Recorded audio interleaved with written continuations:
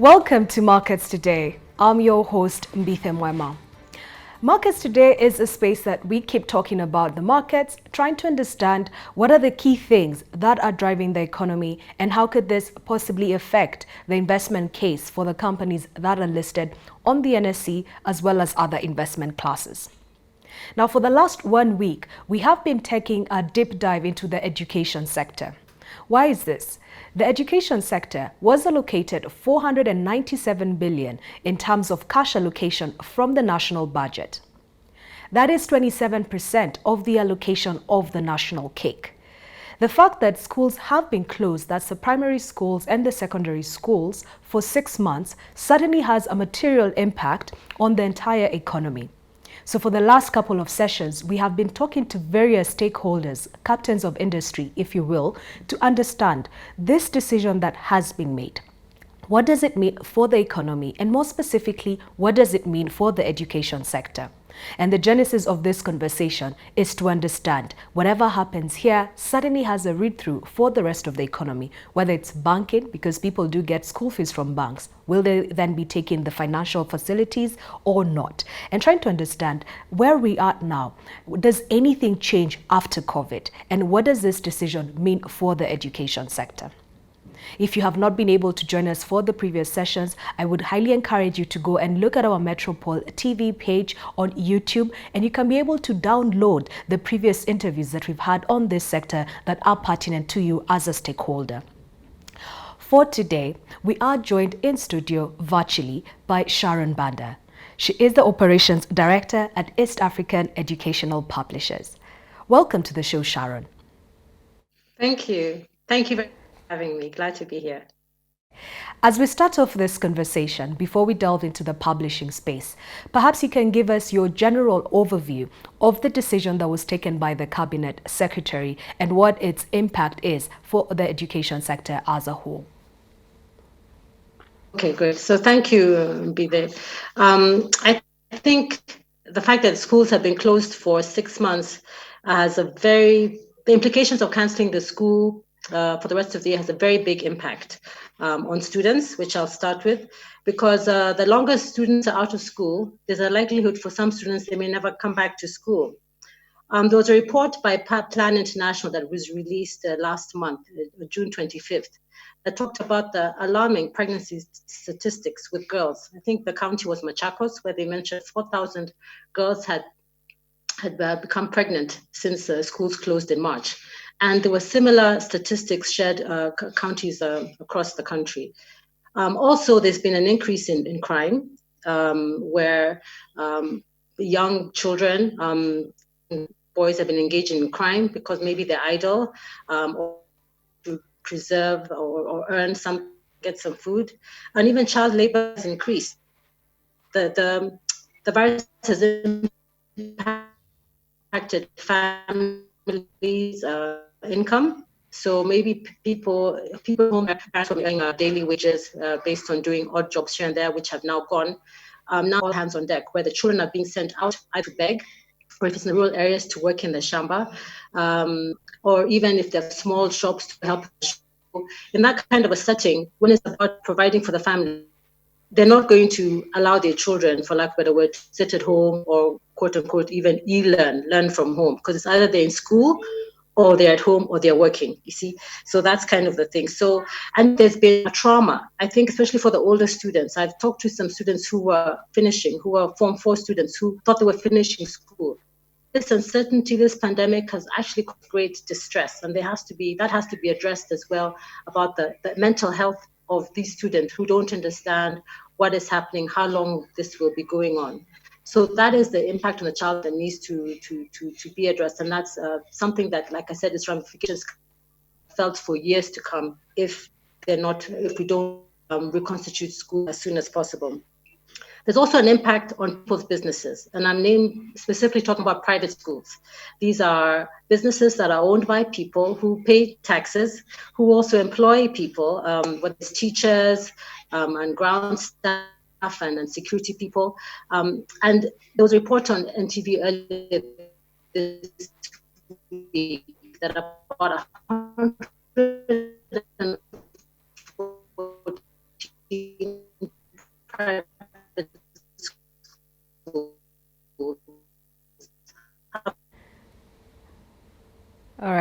Sorry, Sharon, I think I'm losing you there. If you can still hear us, you just started us on the conversation of the impact on the industry. I know when we're looking at the sector, 497 billion goes to the sector.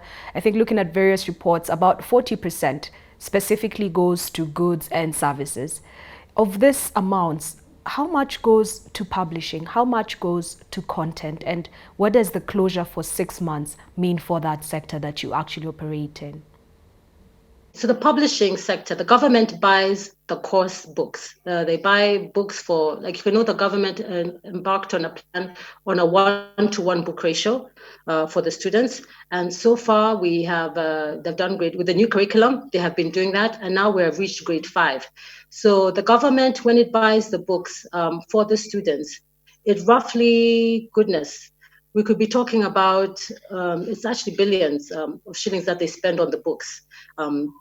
Every year to ensure that each student in a public school has a book. And this was part of the president's wish when he joined, that each student has a 1-to-1 book ratio. So we're talking about at least billions of shillings that the government spends because they buy the books directly from publishers. That goes directly into publishers' hands and the publishers print, they publish, print, and distribute the books right up to the school. So this has been a huge source of income for the publishers because we develop the books, the content that is approved by the government, by KICD, and then we distribute to the schools. Grade 5, which the government had already assigned the publishers that will be supplying these books. And we're in the process of actually just going to print, and we're hoping to supply the books. But now we are just waiting to see what will happen, because now that the students are repeating, the grade 5 books will be used next year. I mean, not next year, in 2022, and not 2021 as anticipated. Okay, so what does this mean then for you as an operation?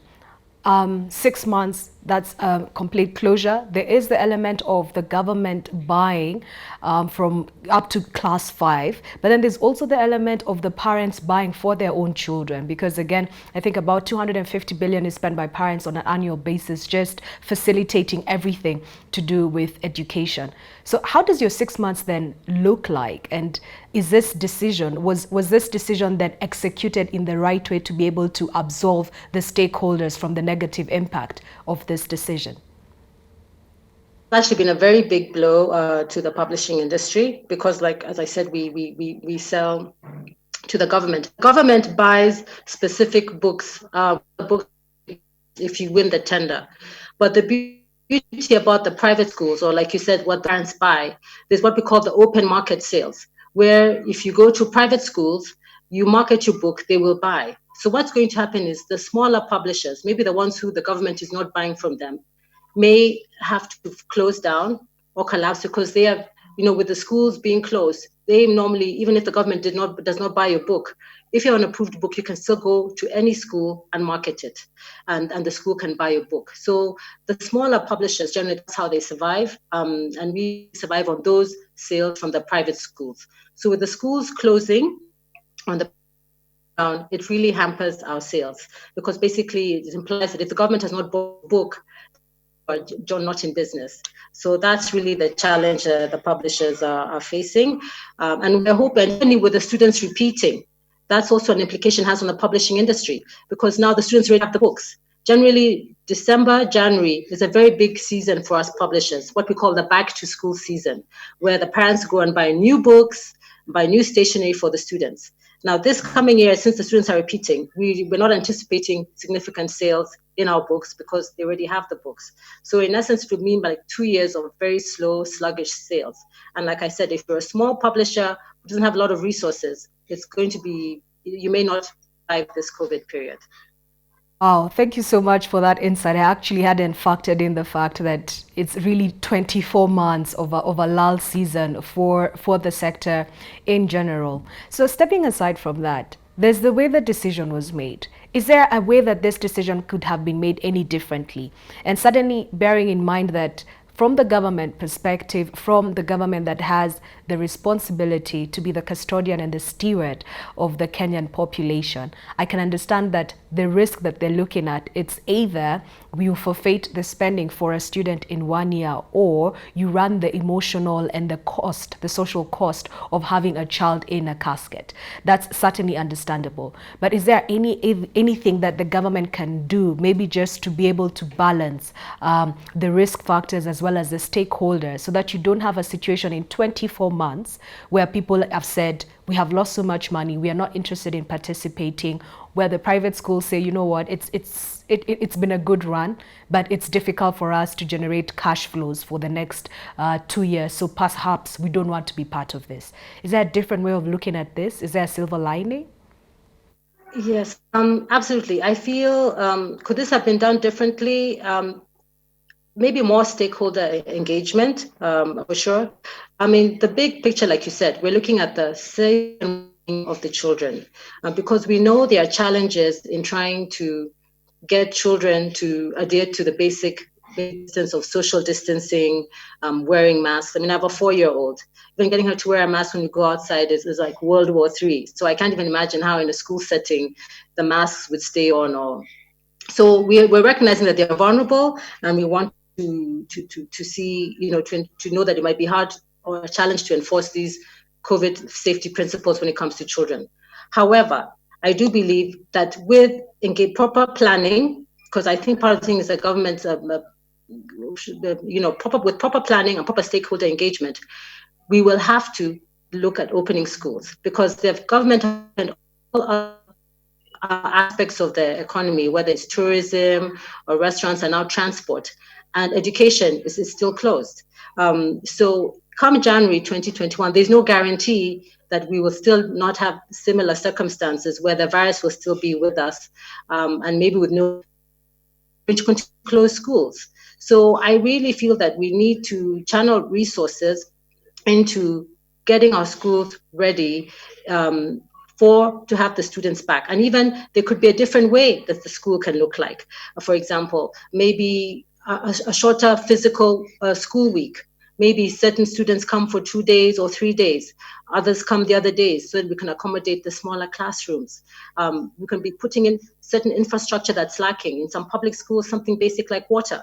Are we starting to do that? I think the government needs to start communicating the plan, because January 2021 will only happen if the government is planning to open the schools. And that plan has to be articulated, has to have stakeholder engagement with private schools, because I think the government also made the decision to close this year without factoring in private schools who do not have access to government funding, who rely on income from parents. Like, is there a way that they could have been accommodated? Because we can't have schools enclosed indefinitely. So the main thing government needs to do is plan, because there's a way that the schools can be opened safely. But it is a complicated discussion. We've seen in other countries, South Korea, Israel, even they've opened schools and have had to close schools again. In the US, there's still a big debate to open schools or not to open schools. Remember, our numbers here in Kenya are still rising. I think we're currently about 10,000 COVID cases. So even though we have to be cognizant that the safety and well-being, with planning and stakeholder engagement, we can get our children back into school. We owe them. Okay, so planning and a couple of things need to change. And you're actually preempting my next question, because there's a way that the sector has been running. And if I focus specifically on publishing, you've alluded to the fact that for certain classes, the government pre-approves the content, then you work with the government, you publish this, and they're really your biggest buyer. Then for the other ones, you go to the schools and you market your content as long as it's part of the approved list, and then you have the private sector buying your content. So it's effectively the education sector has been an annuity kind of business where, year in, year out, I sort of have a sense of who my buyers are. I sort of have a sense of how my cash flows come in, etc. But now we've gotten to the point where COVID has happened, and it's actually put a question mark on the annuity model, and it's also putting a question mark on how we run different business models, the education sector notwithstanding. So the question is this, Sharon. CBC has been implemented up to year 3, and there are certainly very many benefits to that. As with anything else, there's also a disadvantage to that. But now we have a space where this sector, 250 billion, will still be spent for the next 6 months, largely to pay out for administrative costs as well as for paying the teachers. So the question I have, the 250 billion is still going out there, but we're not necessarily extracting value from it. We have a sector that has been run with defined buyers, defined content, a defined way of doing things. With COVID, with the 6 months closure, whether it abates or it doesn't abate, does this model change? Should this model change? How does this space look like, especially for you because you are a publisher in this space? Do you change, or is this just a bump on the way to wherever it is that you are going in terms of achieving your future goals? Okay, definitely we've had to relook at our business models. With the private school, let me address that since they too are our clients. Most the private schools that have survived are the ones who transitioned to learning online. And therefore publishers who did not have some kind of e-learning content, you could be caught flat-footed. So I think the lesson that we have, and even we can learn from our partners in Singapore. Singapore had a similar situation with SARS in the early 2000s, where they had students at home, because in Southeast Asia, SARS was a big problem in China and Southeast Asia. And they developed the physical book and the digital component of that book. It was mandatory, made mandatory then. And those are things that we could do now, that every time the government commissions books and we send books and they're approved, that should be mandated to also provide the digital component of that book. And the same way the government buys the physical book from the publisher, it should also buy the digital component of the book. Because I think even beyond COVID, there's still room for the digital material. Because now what this has shown, especially for some private schools or even some good ranking public schools, there can be some learning that can take place at home, and therefore it can complement. So I think to recognize that maybe there's room for the digital book to come into play, and it should be made as a priority way that even the infrastructure investments in schools should be set up accordingly. They should be set up as their computer labs, Wi-Fi, and that's how the government should think, because moving forward now, we don't want to wait for another COVID-20, God forbid, 20, 30 years from now. History will judge us harshly. We should prepare ourselves so that if ever we are faced with a pandemic of this magnitude again, that our students would not bear the brunt and be out of school. So that's how we need to do differently, so that we provide solutions, so that even if the physical learning is disrupted, that's be a transition for all, not just for the privileged few in high-end private schools or international schools, but even the person, whether the child is in Kitui, Kilifi, would be able to transition to some form of online learning and be able to still access education. What you're saying, so capital expenditure needs to be increased, especially at a national level. I think we have about 29 billion that's allocated of the 497 billion. That's the amount that's allocated to capital expenditure. So that's a sum that needs to go up. And then I also like that you're bringing out the context of everything that's done in a physical context needs to have a digital footprint. But let me ask you, Sharon, when you talk about the student in Kilifi, when you talk about the student out of Nairobi, and that's the majority of the students, so to speak, how do they interact? Because in a way, in as much as it's rather obvious that the sector needs to move to a digital platform, doesn't it in a way create an inequality? Because how do the kids who are out there, the kids who the children, the statistics that we're talking about, people who are getting pregnant, people who are going to look for day-to-day jobs, it means that their level of provision, their level of economic empowerment as a household is not necessarily equivalent or able to move into the digital space. What happens to that if you're looking at it at a macro level? Well, I think, unfortunately, what is happening is that these children are actually not accessing education. There's no learning going settings. As a publisher, like I've had the privilege of visiting very many schools across the country, and I've seen that if they're not in school, there's no learning that's happening. These are people whose parents don't even have smartphones. These are people who, even if they had a smartphone, there's no Wi-Fi nearby. So sometimes even using bundles to try and be in a class for the whole day is just not practical. So what the sad reality is, you're right, that divide, that prism is growing larger, and that is something that I see even the government is trying to prevent. And I think that's why they even closed the school. They closed the schools the rest of the year because they realized they couldn't get the public schools to the level they could. But I think with at how if we look, sorry, I've just lost my train of thought. But if we look at how this child can be brought into the fold, I believe, is, as I said, planning. I know that one of the governments had planned initially was to put some tablets. That was one of the manifesto. But now sometimes if we can do it, especially for high school students, let's, as I said, walk the walk.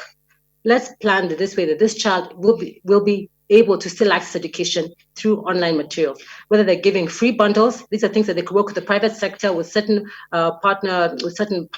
mobile companies, that students from certain schools, as long as they're government school, can get free data and access certain material. There are ways that they can go around it to bring them into the fold. Because right now what is happening is children are being left out. And you're right, education is an equalizer, and some people are being left behind. So even we had started a hashtag, I know, with some friends of mine, leave no child behind.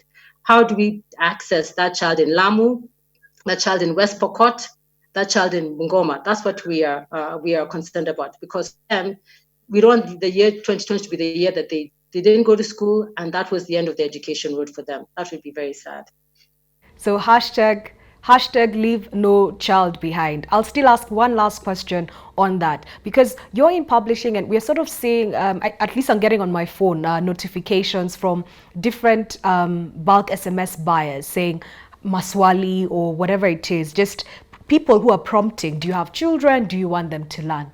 Can then USSD sending SMSs, can it be a platform that publishers use, and can then the ask to the government be, if you're going to spend 250 billion for the next 6 months paying for administrative costs, etc., it's already a sunk cost, but can we extract value by saying, why don't you perhaps allocate airtime to some of these households, because people at least have a basic phone, and then the publishers can integrate and say, can we then charge for SMSs, and maybe once or twice a week, if your child is in this class, register, and then we are able to at least pass some form of information one way or the other. Would that be something that can sort of help bridge that gap of inequality, or am I sort of thinking way out of the ballpark here?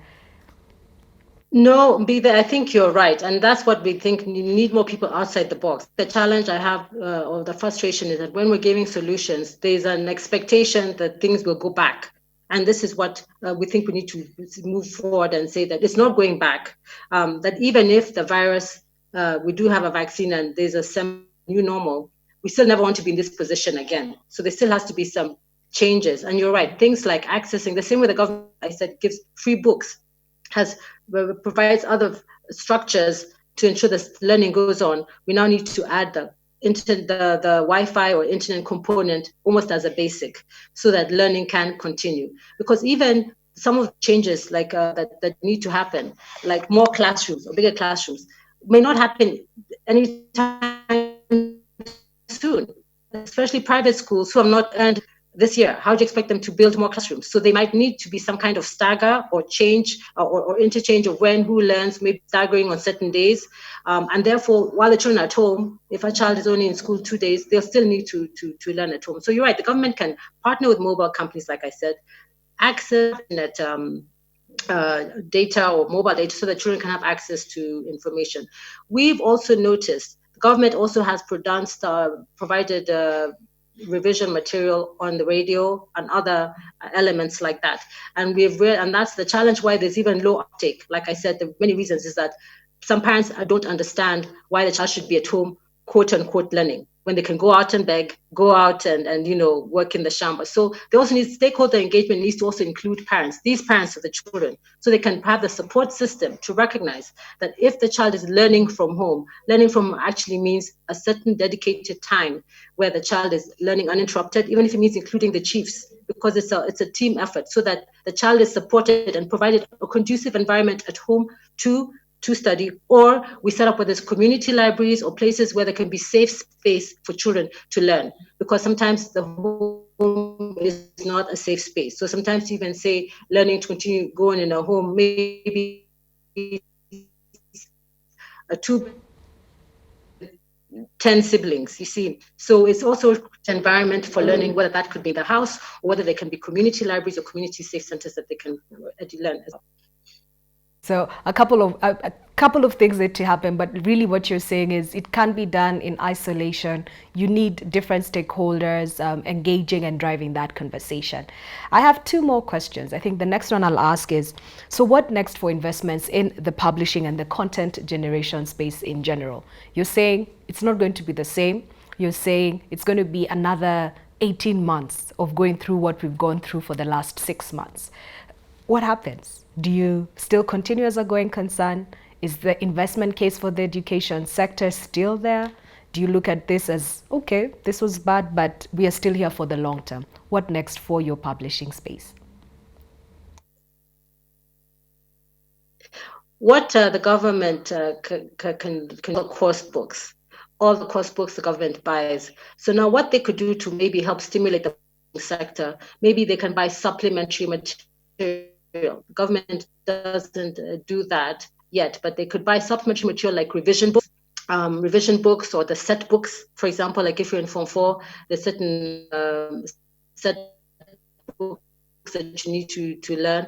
All these would give the publishing sector a boost, and also would help us provide the children with supplementary material, because now that the year has kind of been wish-washed, for lack of a better word, revision materials might come into play where the child would have to do quick revision. So especially the ones who are going to sit an exam, which can help them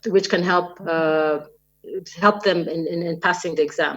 In terms of content, like I'd mentioned earlier, maybe other things that we can discuss with KICD, things about maybe emotional and mental health. I know there's been issues about even reproductive health, all these others. Maybe these are things that we can have a discussion with KICD, see how we can engage the content, because it's material. I think these days with things that are happening, there needs to be a space to have that addressed in a formal setting, so that the children understand and they can talk about things that can be stressful, as opposed to them sort of being, carrying out in abuse in the home, for example. Some of these kids are traumatized, and therefore that channel has to be and we need to generate content that removes the stigma from whether it's depressed or feeling high anxiety or stress. These are all things that are happening. These are all emotions that are happening, and therefore we need to, I think, address them somehow in the school setting.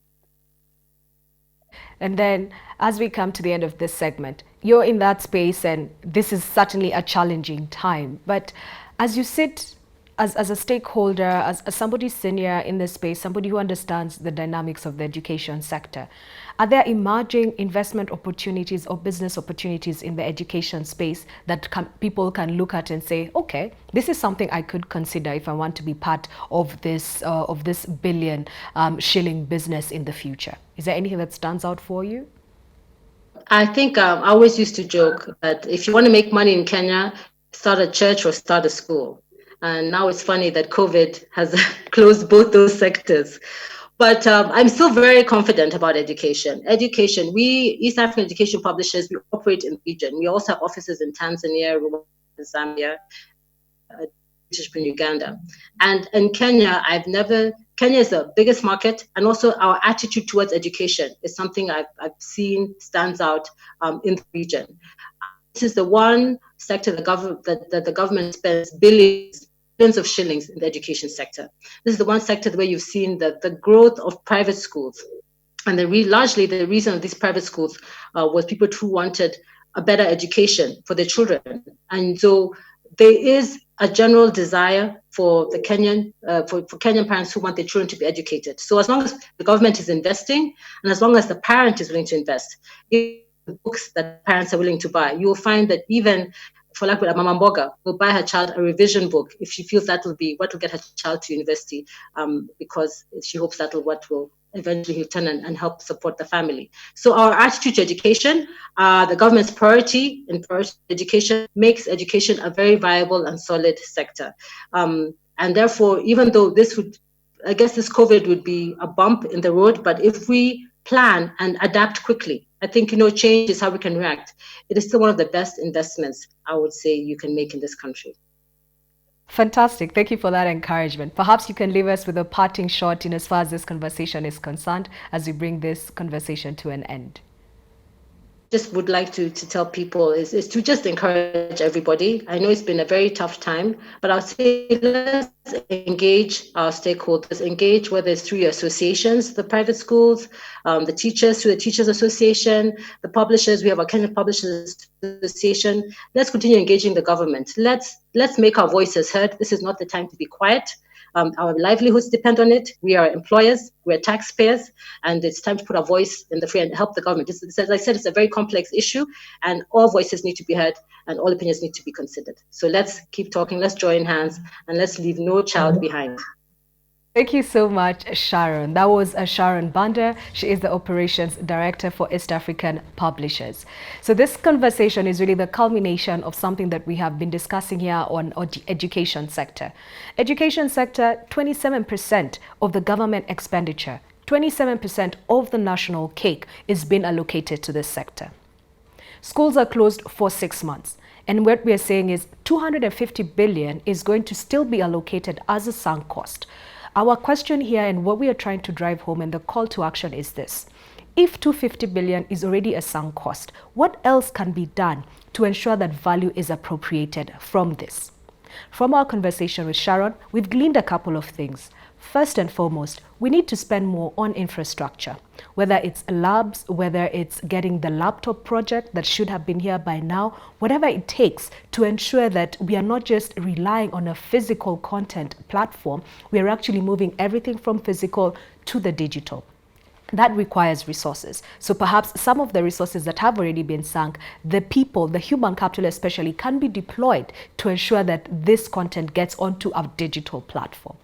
The other thing that we've had is it's going to be a long walk, especially for people in this sector, 24 months at the very least. Sharon tells us that before this, she knew how to make money in this space. It's either she told people, go start a church or a school in Kenya. I don't think her views have changed. She says there's still a long-term opportunity for this, but you have to be able to withstand the next 24 months. I think what I'm getting from this and the previous engagements that we've had on the education sector is know your facts. Engage in whatever capacity that you're in. If you are a stakeholder there, whether you are a parent, whether you are an investor, we have to be able to call our government to account for us and tell us 250 billion as a sunk cost. What can we do to be able to leverage on this opportunity that COVID is bringing for us? Do we need new content? Do we need new people in this space? Do we need to change the way we are working? Because clearly things can never go back to being the same. Thank you so much for joining us once again. I hope we can be able to see you same time tomorrow, 2:30, Metropole TV, Markets Today. Good day.